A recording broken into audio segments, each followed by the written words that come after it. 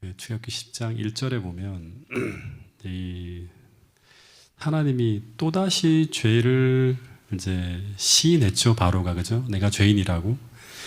그리고 난 후에도 또다시 약속을 지키지 않는 바로에게로 이제 모세와 아론을 보냅니다. 그러면서 이제 이런 말씀을 하게 하십니다. 1절, 2절 말씀을 한번 읽어보겠습니다. 시작.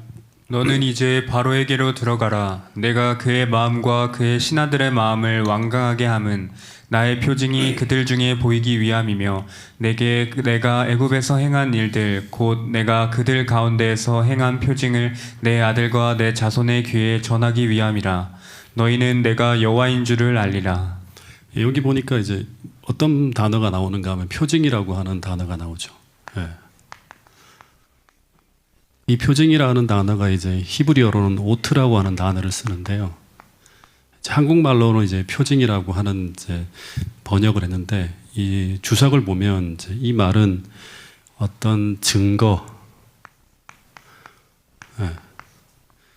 어떤 증거, 그러니까 단순하게 어떤 초자연적인 어떤 기적이 아니라 기억에 남는 특별한 메시지를 함축하고 있는 어떤 이적을 말합니다. 그러니까 어떤 특별한 메시지를 담고 있는 어떤 이적이지 오트라고 하는 거예요. 그래서 하나님께서는 이 바로의 완고함으로 말미암아 이제 이 재앙들이 내려지게 함을 통해서 어떤 하나의 표징, 어떤 하나의 증거, 어떤 메시지를 남기려 한다고 하는 거예요. 근데 하나님께서 재앙을 통해서 남기려고 하는 표징이 무엇일까요? 이 본문에 보면 이 애굽에서 행한 일들은 이스라엘의 모든 장래 세대들에게, 그러니까 내 아들과 내 자손의 귀에 뭐를 알려주기 위한 것이다? 여호와는 유일한 참 하나님임을 확신하기 위해서 의도되어진 사건들이라고 하는 거예요. 예. 그러니까 당시 세상에는 이제 여호와 하나님만이 아니라 이제 그 수많은 신들이 이제 이 이집트에는 있다고 말씀을 드렸습니다. 근데 여호와 하나님만이 참 하나님이신데 너무나 많은 거짓 신들로 말미암아 참 하나님이 이렇게 가려져 있어요. 예.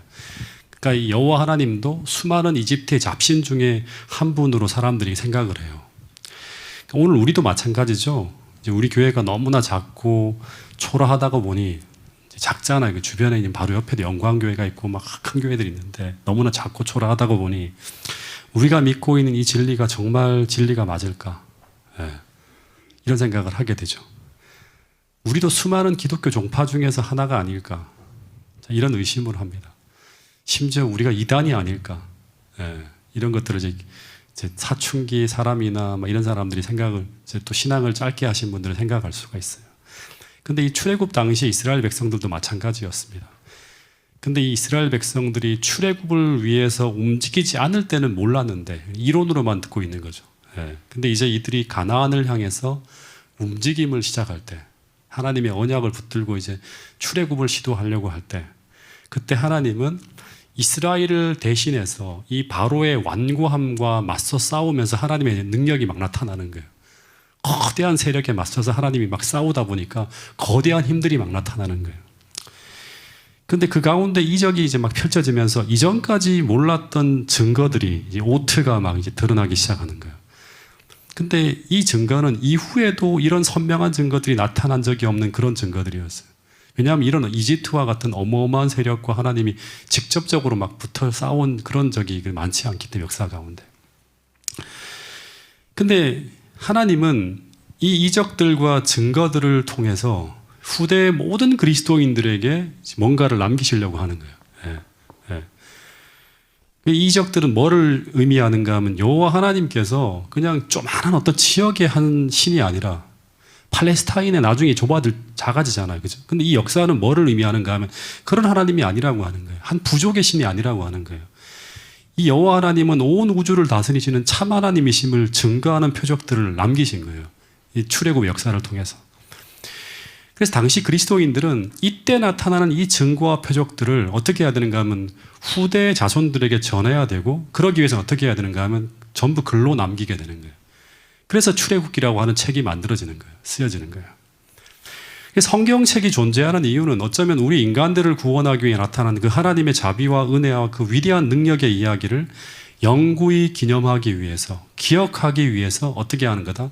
존재하는 게 바로 성경책이에요. 근데 또 하나 우리가 생각해 볼 게 뭐냐면 마찬가지로 오늘 우리도 세상에 파묻혀 살아갈 때는 모든 것이 다 긴가민가 하는 삶을 살아가게 돼요. 그죠? 세상 속에 파묻혀 살 때는. 근데 우리가 진정으로 하나님께로 돌아가는 출애굽 운동이 펼쳐질 때 하나님께서 우리를 대신해 싸우시는 가운데 펼쳐지는 이 오트들이 분명히 나타나게 될까요? 특별히 가장 위대한 싸움인 무슨 싸움이 있죠? 아마겟돈 전쟁. 예, 이제 야곱의 환란을 통해서 우리가 경험하게 될 또 한 번 출애굽기에 나타난 역사보다 더 엄청난 역사가 펼쳐지는 거예요. 예. 그래서 어쩌면 진리는 평안할 때가 아니라 이런 나의 신앙적 전진을 막는 바로가 존재하는 가운데 이 선악의 대쟁투가 치열하게 벌어지는 현장에서 선명하게 드러나게 된다고 하는 사실을 우리는 잊지 말아야 돼요. 그 옛날에 이제 이 팔레스타인에 있던 이 기독교가 이제 세계 로마를 뒤집어 엎을 때도 어떤 일이 펼쳐졌죠? 이 출애굽기와 같은 수많은 오트들이 펼쳐져서 또 성경에 담겨 있죠. 사도행전의 이야기고 뭐 이런 이야기들이잖아요. 그죠? 그래서 오늘 우리 삶 속에서 여러분들이 긴가민가 하는 그러한 것들을 머릿속에만 담지 마시고 실제로 여러분의 삶을 개혁하고 하나님을 위해서 움직이기 시작할 때 그때 여러분을 대신해서 싸우시는 하나님을 경험하게 되면서 성경에만 남아있는 그러한 이야기들이 하나의 우리 삶의 증거들로 나타날 수 있다고 하는 사실을 잊지 않게 되기를 간절히 바라겠습니다.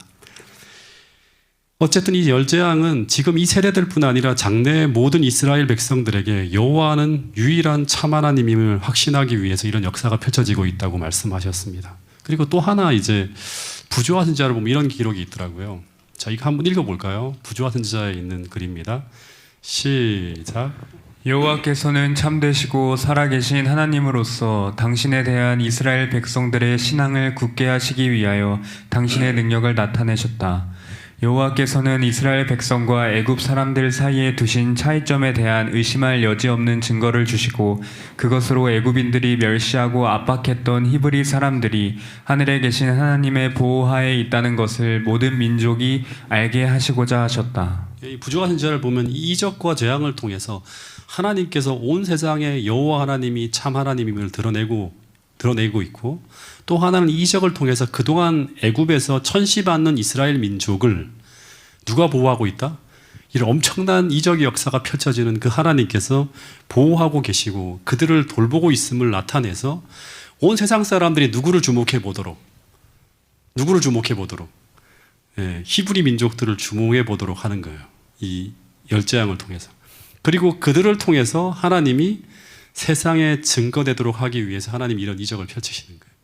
하나님이 돌보고 있고 보호하시는 언약 백성이라고 하는 걸 이렇게 만들어 가시는 거예요. 하나님께서.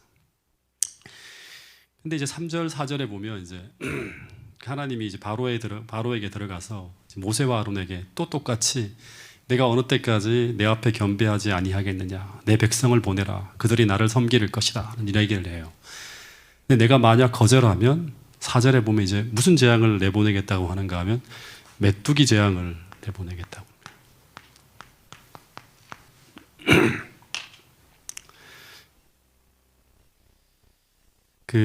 지난 시간에 이제 바로가 하나님 앞에 잘못했다고 고백까지 하면서 자기를 낮췄어요.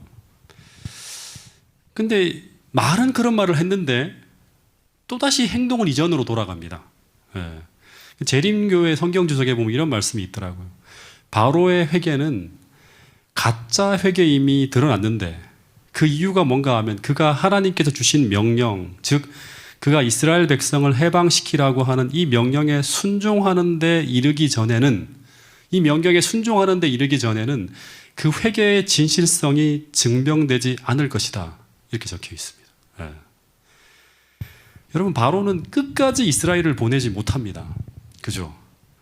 죽기 전에 그 장자의 죽음을 보면서 어떻게 하죠? 보냈죠. 근데 어떻게 하죠? 시간이 지나자 또다시 마음이 바뀌죠. 못 보내는 거예요. 놓지 못하는 거예요. 그래서 어떻게 합니까? 그가 죽을 수밖에 없는 그 홍해 앞까지 쫓아갑니다. 예. 그래서 그는 끝까지 하나님의 것인, 이 하나님의 것이잖아요. 히브리 이스라엘 백성들은 하나님의 것이에요. 근데 바로는 그것은 내 것이라고 하는 거예요. 내 백성이라고 하는 거예요. 끝까지 못 놓아줘요.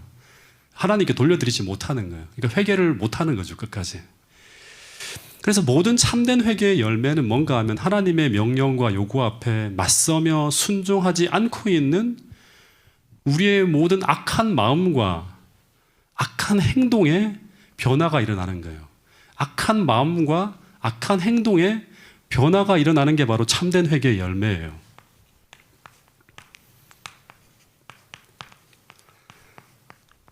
이 참된 회개라고 하는 건 신앙의 기초거든요. 이 회개가 안 일어나면 그 다음에 벌어지는 변화라는 건 없어요. 그래서 우리가 진짜 진실한 회개를 하고 정말 하나님 앞에 정말 깊은 회개의 경험을 가질 때 우리 삶에 변화가 일어나는 걸 우리가 경험하게 돼요. 그 변화라고 하는 건 뭐냐 그럼 참 우리 마음의 변화가 일어나는 거고 그 마음의 변화가 뭐의 변화를 일으킨다? 행동의 변화로 바꾸어가는 거예요. 예.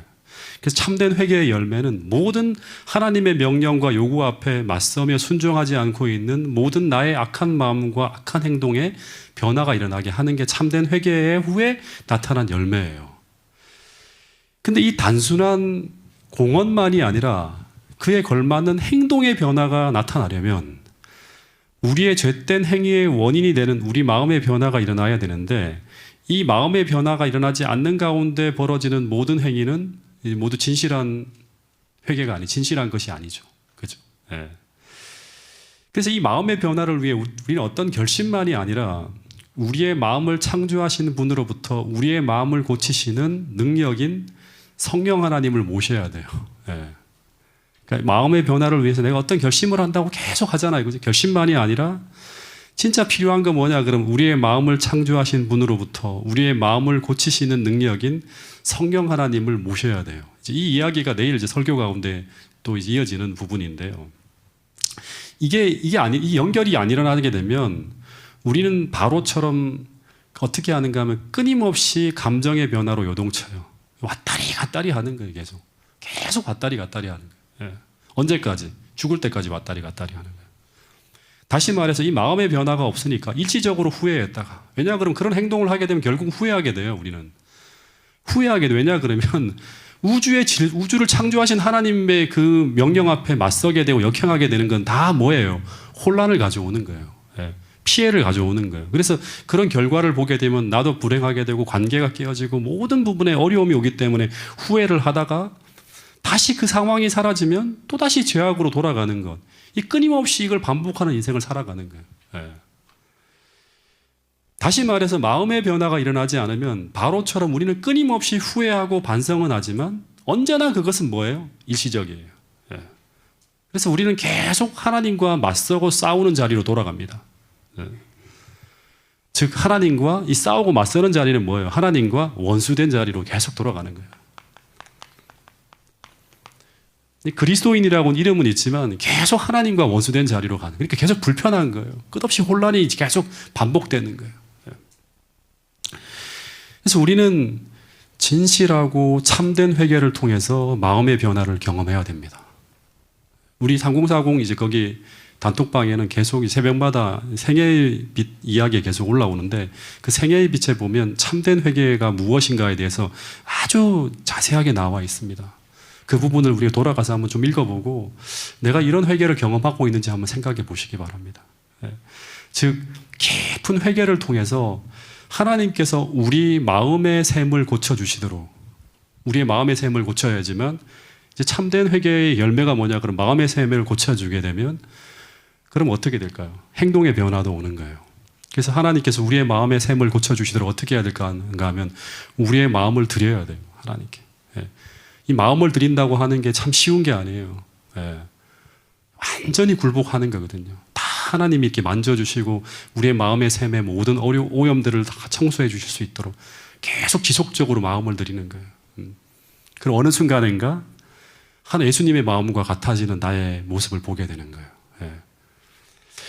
어쨌든 이 바로는 재앙이 물러가자마자 또다시 교만하게 되고 하나님과 원수된 자리로 돌아갑니다. 그러다 보니까 이제 뭐를 맞는가 하면 8번째 재앙인 메뚜기 재앙을 불러오는데 이 5절부터 7절까지 보면 한번 읽어볼게요. 이 내용도 시작.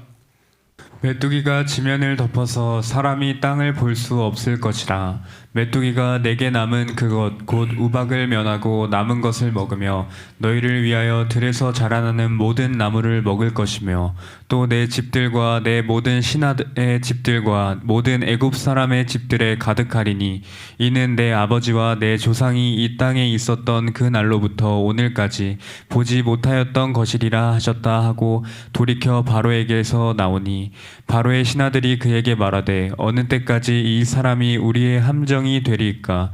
그 사람들은 보내어 그들의 하나님 여호와를 섬기게 하소서. 왕은 아직도 애굽이 망한 줄을 알지 못하시나이까. 이 메뚜기 재앙이 얼마나 무서운 재앙인지 한국 사람들은 잘 모를 수가 있어요. 보통 이제 농작물의 수확이 막 줄어드는 게 이제 한밭이라든가 한발이라든가 기근 이런 것들이 오는데 이거는 이제 서서히 몇 달이나 몇 년에 걸쳐서 찾아오는 건데 이 메뚜기 재앙은 단 며칠 만에 몇 년에 걸쳐 일어나는 파괴를 이제 이 메뚜기 재앙이 한순간에 다 끝내버리는 거예요. 당시 사람들이 가장 무서워하는 재앙 중에 하나가 재난 중에 하나가 이 메뚜기 재앙이라고 합니다. 요엘서 2장에도 보면 이제 하나님께서 이스라엘 백성들이 너무나 큰 죄를 지을 때 그들이 회개의 자리로 돌아오게 하기 위해서 그 패역을 심판할 때 이제 어떻게 하는가 하면 이 악을 징치하는 수단으로 사용한 게 뭐냐 그러면 하나님의 큰 군대라고 하나요. 25절에 보면 내가 전에 너희에게 보낸 큰 군대 하는데 메뚜기, 느치, 황충이라고 하잖아요. 하나님의 군대라고 하면서 사용한 것이 바로 이 메뚜기였어요. 이 메뚜기가 지나가면 어떤 일이 벌어지는가 하면 3절에 보면요. 이게 요엘서 2장 3절에 보면 그 전에 땅은 에덴 동산 같았으나 이 메뚜기가 확 지나가고 난 다음에는 황무한 들로 바꾸는 거예요. 단 며칠 사이에 아주 황무한 들로 바꿀 수 있는 게 바로 뭔가 하면 메뚜기 재앙입니다. 예. 황무한 들이 돼버리면 먹을 게 없으면 어떻게 됩니까? 큰일 나는 거죠. 그래서 이 어마어마한 메뚜기 떼가 한 지역을 덮치면 땅이 안 보일 정도로 덮친대요. 그러니까 이제 이 흙이 안 보일 정도로 빽빽하게 다 찬대요. 빽빽하게. 그리고 초록색을 띈 것은 흔적도 남기지 않는다고 하면 초록색을 띈 것은 흔적도 남기지 않기 때문에 이 5절에 보면 당시 7번째 재앙의 우박의 피해를 이제 이용해서 막 먹을 것이 다 곡물들, 작물들이 다 이제 그 피해를 당했는데 그 우박을 피해 살아남은 모든 것들 남의 기르는가 밀들이 다 뭐로 끝나는가 하면 한재로 다 사라진다고 하는 거예요. 그동안 하나님이 다 살려주기 위해서 남겨놓은 것까지도 이제 다 끝내버리는 게 바로 이제 한재 메뚜기 재앙입니다. 근데 6절에 보니까 이 메뚜기 재앙은 집으로도 들어옵니다. 당시 이제 가옥이라고 하는 게 이집트 가옥이 이제 역사적으로 보면 이제 통풍이라든가 빛이 들어올 수 있는 그런 구멍을 많이 만들었대요. 그래서 곤충들이 그 통로로 다 들어온다 그럽니다. 근데 그 메뚜기들이 집 안으로 들어와서 수만 마리가 벽들에 막 기어다니고 붙어 있으면 그 재앙을 경험한 사람이 말하기를 주석에 보면 이런 말이 나와요. 식사를 할 때 심지어 메뚜기가 그 입으로 들어가지 못하도록 하는 것조차 어렵대요. 밥 먹을 때 메뚜기 같이 들어오는 거예요, 입 안으로. 그런 일이 벌어진다고 하는 거예요. 기가 막힌 노릇이죠. 우리가 생각할 때는 메뚜기라고 하면 귀엽고 예쁜데 그게 아니라 이 성경의 어떤 그런 배경에서는 가장 무서운 재앙이에요. 근데 6절에 보니까 이 재앙은 내 아버지와 내 조상이 오늘까지 보지 못한 재앙이라고 해요. 메뚜기 재앙 중에서도 가장 기록적인 재앙이 될 거라고 하는 거예요. 이걸 오늘날로 말하면 이전에 한 번도 본 적이 없는 재앙이라고 하는 건 뭐예요? 요즘 매일 뉴스에 보도에 나오는 게 뭐죠? 기상대가 생긴 이래 그 기록을 깨는 거예요. 네. 기록적인 폭염, 기록적인 폭우, 기록적인 폭설, 기록적인 폭염 이런 식으로 그 우박이 내리는 재앙부터, 그러니까 7번째 재앙부터는 모든 재앙이 뭐냐 그러면 과거에 그들이 본 적도 없는 상상을 초월하는 그런 재앙들이 계속 닥친다고 하는 거예요. 예. 근데 이런 경고를 들어도 이 바로는 두려워하지 않습니다. 그래서 모세와 아론이 이런 경고를 했는데 나가. 그런 재앙이 일어나지 않아. 또 이런 얘기를 하는 거예요. 나가라고. 그래서 안타까운 마음으로 모세와 아론이 왕궁으로부터 빠져나왔다고 합니다. 여러분 세상에서 가장 어리석은 사람이 어떤 사람인가 하면 이 바로 같은 사람이 가장 세상에서 어리석은 사람이에요. 여러분 바로가 우리가 생각할 땐 굉장히 어리석다고 이야기하지만 실제로는 우리의 모습일 수 있다고 하는 걸 자꾸 생각을 해야 돼요. 그 이 바로라고 하는 사람을 마치 무슨 제3자 보듯이 그렇게 보면 안 돼요. 나의 모습일 수 있어요. 우리의 모습일 수 있어요. 세상에서 가장 어리석은 사람은 어떤 사람인가 하면 무모한 사람이에요.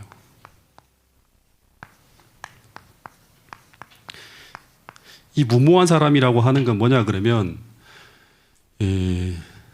삶의 브레이크가 망가진 사람이에요. 예. 그러니까 1980년대 이제 벌어진 건데 서진 룸사롱에서 4사람이 죽는 일이 벌어졌다고 합니다. 근데 거기에 이제 조직 폭력배가 이제 싸움을 하는데 둘이서 두 파가 이제 붙어갖고 반대편 사람이 힘으로 안 되니까 이제 흉기를 꺼내 들었어요. 근데 그게 맞서는 사람이 어떻게 하는가 하면 우통을 다 벗어요. 예, 벗으면서 흉기를 든 사람에게 그 흉기를 가지고 나에게 어떻게 할 용기가 있으면 해보라고 하면서 옷을 다 벗고 앞으로 나갑니다. 그럼 그 사람이 물러설 줄 알았는가 봐요. 근데 이 사람은 그 반대편 사람은 그 정도 되면 자존심을 내려놓고 한 발 물러서는 것이 보통 이제 우리가 용기라고 생각할 수도 있는데 이 사람은 도리어 자존심 때문에 무모하게 계속 이제 상대를 서로 자극하는 거예요. 그래서 반대편 사람도 사람을 해하려고 한 것은 아니었대요.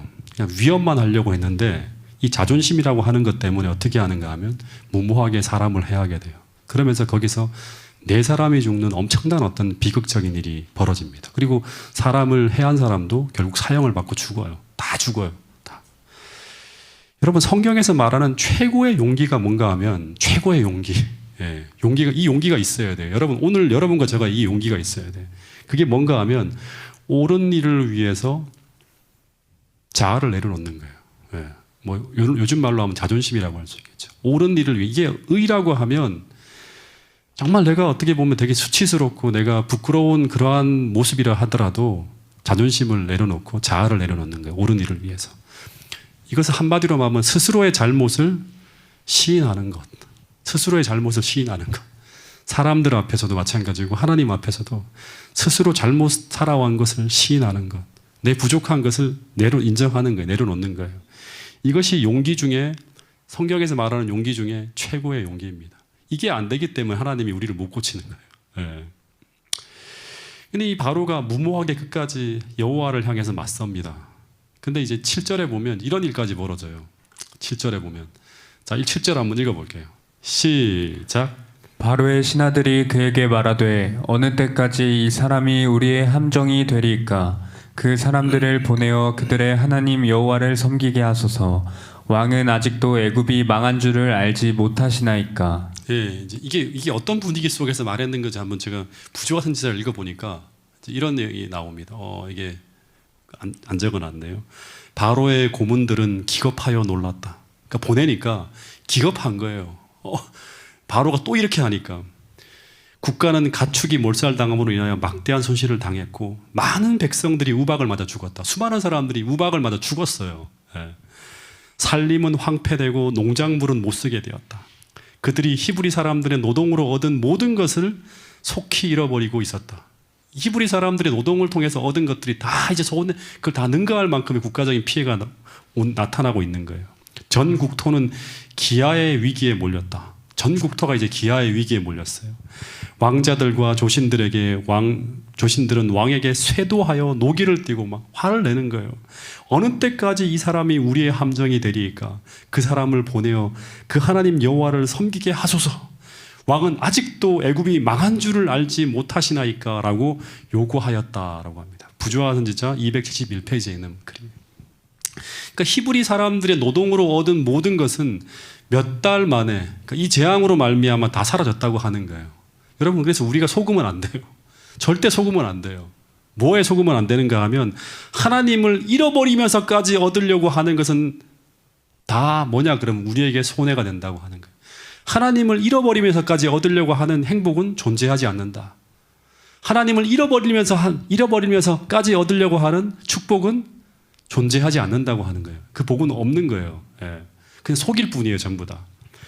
우리가 하나님을 떠나면서까지 지키려고 하는 행복, 하나님을 떠나려면서 하면서까지 얻으려고 지키려고 하는 부, 성공, 재물, 이 모든 것들은 결국 우리가 그것을 붙들므로 말미암아 하나님을 잃어버리게 되면 우리가 나중에 잃는 것이 더 크다고 하는 것, 이것을 우리가 기억해야 돼요.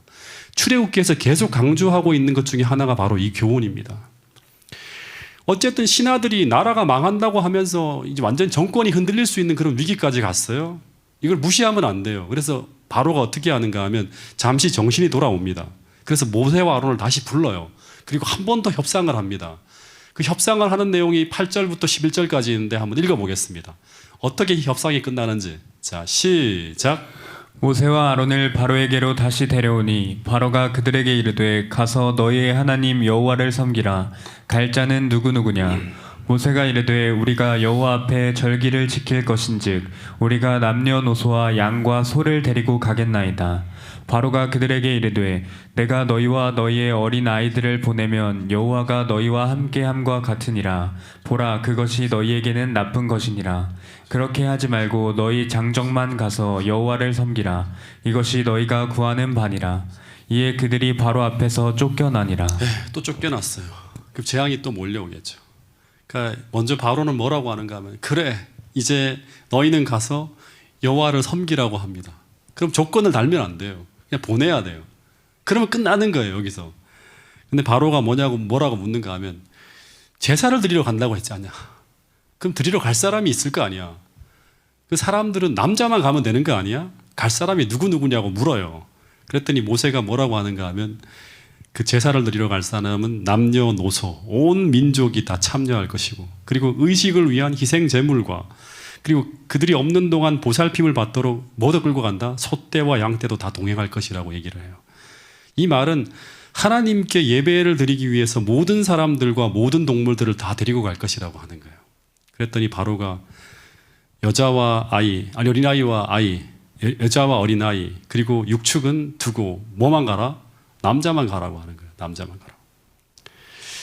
여기서 바로가 또다시 협상을 시도해요. 근데 여러분 기억해야 될 게 뭐냐 그러면 이 바로는 사단의 대리자라고 하는 거예요. 그래서 사단과의 싸움에서 협상과 타협은 존재하지 않아요. 예.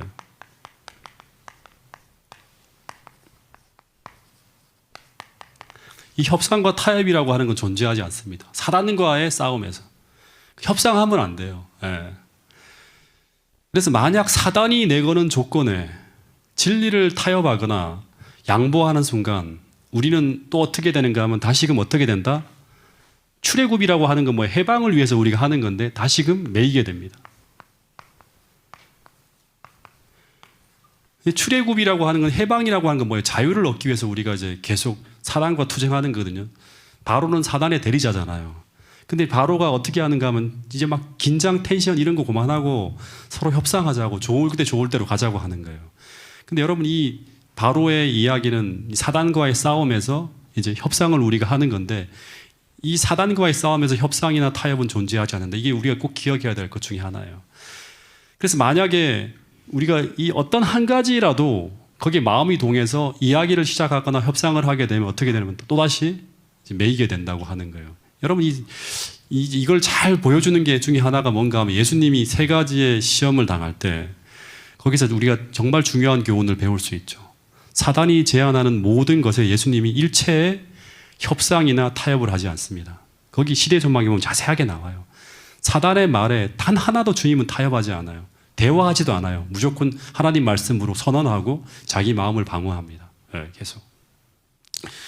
그래서 만약 모세가 이 바로를 불쌍히 여겨서 그동안 얼마나 많이 얻어맞았어요. 그죠? 다 초토화가 됐잖아요. 그 왕이 코가 다 빠졌어요.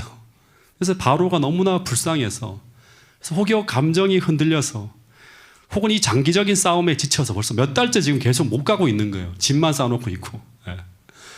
그래서 이 바로의 제안에 단 하나라도 타협의 여지를 두거나 혹은 타협하려고 하는 순간 모세는 이집트를 떠나는 것이 어려워질 수 있다고 하는 거예요. 네. 여러분 오늘 우리는 똑같아요. 지금 이 출애굽을 우리가 영적으로 출애굽을 하는 그런 과정 속에 있어요. 우리가. 네. 그래서 우리는 진리가 우리를 자유케 할 때까지, 그러니까 진리가 우리를 자유케 한다고 하는가 하면 온전한 진리의 삶으로 나갈 때까지 끝없이 우리 환경과 싸워야 돼요. 그리고 우리 삶에 벌어지는 문제와 투쟁을 해야 돼요. 즉 우리의 삶이 온전히 바로의 영향력으로부터 떠나서 온전한 자유를 얻기까지 우리는 끝없이 싸워야 돼요. 언제까지 싸워야 되는가 하면 주님 오실 때까지 투쟁해야 돼요. 그래서 계속 개혁하고 또 개혁하고 종교개혁을 계속 이어가야 되는 거예요. 예. 이것을 멈추는 순간부터 어떻게 되는가 하면 다시금 매이게 됩니다. 이 개혁이 일어나지 않는 순간부터 우리는 다시금 매이게 된다고 하는 거예요. 사단과 싸우고 싸워서 완전히 사단을 우리 마음과 삶에서 몰아내야 되는 거예요. 예. 그래서 완전하고 온전한 출애굽이 일어날 때까지 우리는 떠나고 또 떠나야 된다고 하는 거예요. 이제 이걸 어떻게 설명하면 좋은가 하면 우리의 형과 혼과 마음이 온전히 다 떠나는 거예요. 사단으로부터 계속 분리되어져 나오는 거예요. 어떤 한 가지라도 애굽에 남겨둬서는 안 된다. 예. 만에 하나 그렇게 한다면 우리는 다시금 애굽으로 돌아가게 돼 있어요. 예. 여러분, 그래서 우리는 사단에게서 우리가 잃어버렸던 전부를 달라고 철저하게 요구해야 됩니다. 예. 전부를 가지고 하나님의 것을 전부를 가지고 하나님께 드리기 위해서 하나님께 예배하러 나가야 돼요. 예. 이게 온전한 출애굽입니다. 여기서 물러서면서부터 어떤 일이 벌어졌는가 하면 제가 요즘 계시록을 우리 5060 제자훈련팀에서 공부하고 있는데 여기서 한 발짝 물러서면서부터 세상과 타협하면서부터 기독교의 타락이 시작되고 중세 암흑기로 돌아가는 일이 벌어졌다고 하는 거예요. 그게 이제 7교회를 공부하면서 우리가 배우는 거예요. 어쨌든 이런 대답이 돌아오자 이제 10절에 바로가 이런 말을 합니다. 바로가 그들에게 이르되 내가 너희와 너희의 어린아이들을 보내면 여호와가 너희와 함께 함과 같으리라. 보라, 이것이 너희에게는 나쁜 것이니라. 이게 무슨 말인가 하면 이걸 직역하면 이런 말이래요. 내가 너희와 너희 어린 것들을 보내는 것과 똑같은 방법으로 여호와께서 너희를 도우시길 바란다. 이것도 좀 어렵죠? 공동 번역으로 번역한 것은 이렇게 번역했습니다. 내가 너희를 가족과 함께 내보내게 해달라고 여호와께 실컷 빌어봐라. 내가 너희를 가족과 함께 내보내게 해달라고 여호와께 실컷 빌어봐라.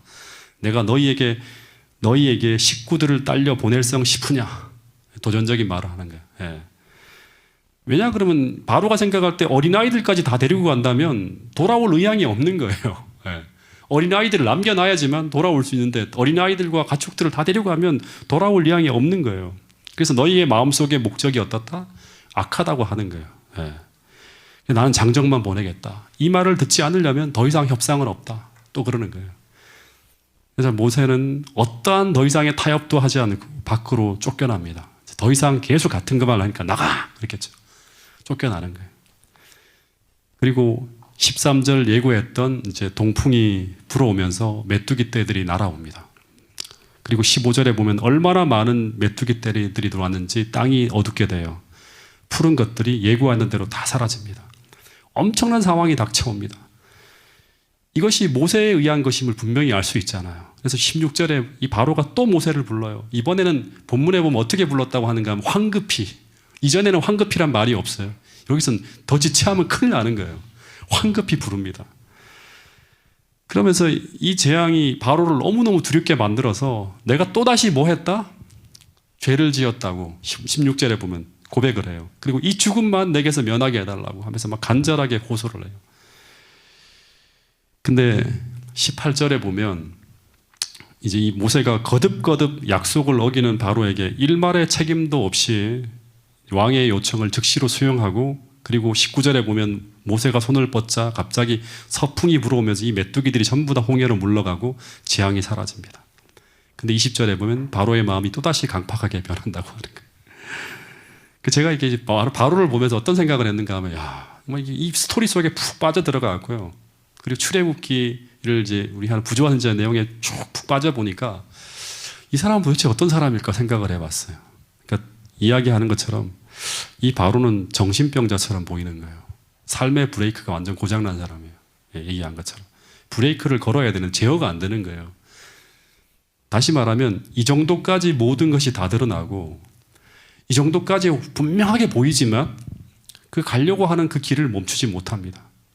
그러니까 어떻게 본다 그러면 바로조차도 어쩔 수 없는 어떤 감정에 끌려가고 있는 것처럼 보이는 사람이에요. 이 감정을 자기가 어떻게든 컨트롤이 안 되는 거예요. 이 감정에 막 자기를 계속 요동치게 만들고 계속 어디론가 끌고 가고 있는 거예요. 그러니까 이런 사람을 가지고 우리는 뭐라고 하는가 하면 사단에게 사로잡힌 사람이라고 하죠. 사단의 포로가 된 사람이에요. 계속 하나님의 명령을 거절하고 하나님이 주시는 그 율례와 율법을 다 무시하고 하나님이 주시는 은혜의 호소에 계속 거절하고 나갈 때 사단에게 완전히 포로가 되어 있어요. 그 신하들이 아우성을 치고 모든 나라가 이제 멸망으로 가고 있는데도 계속 말하지만 그는 스스로 멸망으로 달려가는 이 삶의 브레이크를 밟지 못해요. 이거 밟아도 밟히지가 않아요. 멈추지가 않는 거예요. 이 사람이 바로 뭔가 바로라는 사람이에요. 제가 이 사람을 보면서 어떤 사람이 좀 이렇게 머릿속에 떠오르는가 하면, 저도 들은 이야기인데요. 어떤 사람이 노름을 합니다. 예. 그래서 그가 처음에는 작은 재산을 날려요. 예. 현금 얼마 정도를 날려요. 그러면 이제 멈춰야 돼요. 근데 아내와 싸움을 대판합니다. 그러면서 이 사람이 이제 절대 노름을 하지 않겠다고 약속을 합니다. 그런데 잠시 후에 약속이 또 파기되어지고 또다시 노름으로 돌아갑니다. 그래서 이제는 뭐를 없애는가 하면 집안의 생계수단인 가게를 없애버려요. 예. 그래서 아내와 또다시 대판 싸워요. 너 당신 한 번만 더 그러면 이제 이혼한다 그럽니다. 근데 절대로 두 번 다시 안 하겠다고 약속을 해요. 근데 또다시 돌아갑니다. 이번에는 살던 집을 날립니다. 그리고 이제 이혼까지 합니다. 그리고 병까지 얻어요. 그러면서 또다시 돈만 생기면 도박판으로 달려갑니다. 도박으로 모든 것을 다 잃었어요. 경험을 통해 알아요. 이렇게 하면 안 된다고 말해요. 바로처럼 다 하는 거예요. 계속 손실을 당하고 있는 거예요. 근데 이 사람은 자기가 가고 있는 그 삶의 브레이크를 밟지 못하고 결국 거기서 헤어나오지 못해요. 그래서 도박으로 해서 다 파멸하는 거예요. 심지어 죽어요, 이 사람이. 예. 어느 요양병원에 가서 죽습니다. 여러분, 알코올 중독, 게임 중독, 다 이런 것들이 결국 우리의 의지를 나약하게 만들고 그 사슬로 딱 묶어버려요, 우리를요. 그리고 어디로 끌고 가는가 하면 사단은 파멸이라고 하는 곳에 끌고 가는 거예요. 여러분, 우리가 정말 분별해서 우리의 삶에 벌어지고 있는 이런 사단이 우리를 옥죄고 있는 수많은 환경들의 어떤 그런 포로들로부터 자유롭게 되기 위해서 투쟁하지 않으면 우리는 교회는 다니고 있지만 이 사단이 우리를 멸망으로 이끌고 가는 그 차에 다 타고 있는 사람처럼 그렇게 나타날 수 있어요. 엘렌 화이트가 그렇게 계시를 봤거든요. 계시를 보니까 멸망으로 흘러가는 차가 있는데 거기 세상에 거의 모든 사람들이 다 타고 있대요. 다 도박 중독, 알코올 중독, 삶에 벌어지는 수많은 어떤 그런 사단이 매여 있는 사슬에 매여서 어디로 끌려가는가 하면 멸망으로 다 끌려가게 타고 있다고 하는 거예요.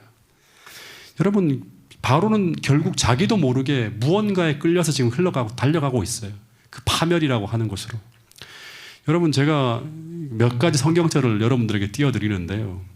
누가복음 4장 18절에 보면 예수님에 대한 예언이거든요. 주의 성령이 내게 임하였으니 이는 가난한 자에게 복음을 전하게 하시려고 내게 기름 부으시고 나를 보내사 포로된 자에게 자유를, 눈먼 자에게 다시 보게 함을 전파하며 또 하나는 눌린 자를 자유롭게 한다고 하는 말이라고. 그러니까 주님이 이 땅에 오신 이유는 바로 뭐냐 그러면 우리에게 자유를 주시기 위해서 오신다고 하는 거예요. 출애굽이라고 하는 건 우리를 해방시키는 거예요. 어디서 해방시키는가 하면 사단의 모든 포로에서부터 우리를 해방시키는 거예요. 죄의 모든 짐에 눌려있는 사람들에게 자유롭게 하는, 이걸 경험해야 돼요. 주님을 만나고 주님의 말씀 속에서 이걸 경험해야 돼요. 그렇게 살아가면서. 주님이 이 땅에 오시는 이유는 포로된 자에게 자유를 주기 위해, 눌린 자를 자유롭게 하기 위해, 포로된 자의 사슬을 풀어주고 눌린 자의 그 억압을 걷어내 주시기에 오셨다고 하는 거예요. 정말 참 신앙인은 그런 모든 사단에게 포로되고 죄에 억눌린 삶에서 자유함을 누리며 살아가는 거예요. 예. 죄악의 사슬, 욕망의 사슬, 질투의 사슬, 교만의 사슬, 모든 염려와 불안의 짐에서 자유로워지는 것. 그게 바로 뭔가 하면 참 그리스도인이 주님을 만남을 통해서 누려야 될 자유라고 하는 거예요. 이 해방을 경험하기 위해서 주님께서 인도하시는 그 길에 거침없이 달려나가야 된다고 하는 거예요. 지체하지 않고 달려나가야 된다고 하는 거예요. 근데 어떻게 그 자유를 경험할 수 있는가? 요한복음 8장 32절에 보면 진리를 알지니 진리가 너희를 자유롭게 하리라. 이 진리가 우리 안으로 들어와서 우리의 모든 사단의 사슬을 끊어내고 죄의 짐을 파괴하고 우리가 그 진리를 통해서 자유함을 누리게 될 때 그때 우리는 무엇을 경험하게 되는가 하면 하나님이 주시는 기쁨과 평안과 자유를 만끽하게 된다고 하는 거예요.